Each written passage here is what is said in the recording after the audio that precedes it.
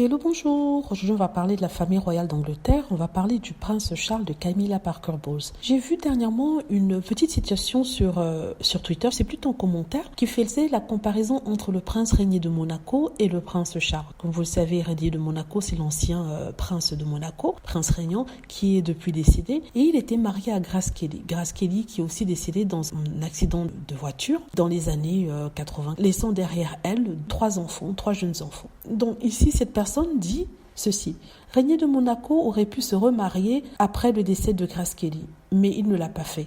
Il a préféré porter toute son attention sur ses enfants. Et elle dit aussi: le prince Charles a épousé la femme qui a tourmenté la mère du prince Harry et qui a décidé de changer la chambre Harry en un dressing aussitôt qu'il a quitté la maison. Donc ça m'a fait réfléchir, je me suis dit c'est tout à fait vrai quand on y repense. Un Régnier aurait pu épouser la dame qu'il aimait parce qu'après Grace, il était avec une autre dame, je crois qu'une femme célèbre de l'aristocratie, malheureusement je ne sais plus son nom. Ils ont été ensemble pendant longtemps, plus d'une trentaine d'années. Ils étaient partenaires, c'était su de tous à Monaco, mais il a refusé de se remarier. Il a refusé de reprendre une autre princesse de Monaco, faisant de Grace la seule et unique princesse. C'est vrai que ça c'est trop demandé à certains hommes, parce que il faut dire que à l'époque du décès de la princesse de Monaco, Grace de Monaco, Régnier avait un certain âge, était dans la cinquantaine, donc du coup on pouvait se dire que comme certains princes, le prince Andrew, il ne voulait plus se remarier, mais peut-être ce n'était pas le cas pour le prince Charles, qui peut-être pensait à faire son mariage d'amour avec Camilla, qu'il a toujours aimé. Donc là c'est deux choix différents, deux comportements différents.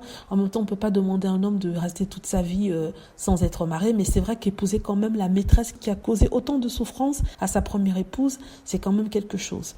Voilà, dites-moi ce que vous pensez. J'espère que vous avez aimé la vidéo. N'hésitez pas à cliquer sur like si c'est le cas, à vous abonner pour plus de vidéos et à cliquer sur la petite cloche pour être averti lorsque je poste une nouvelle vidéo. Merci.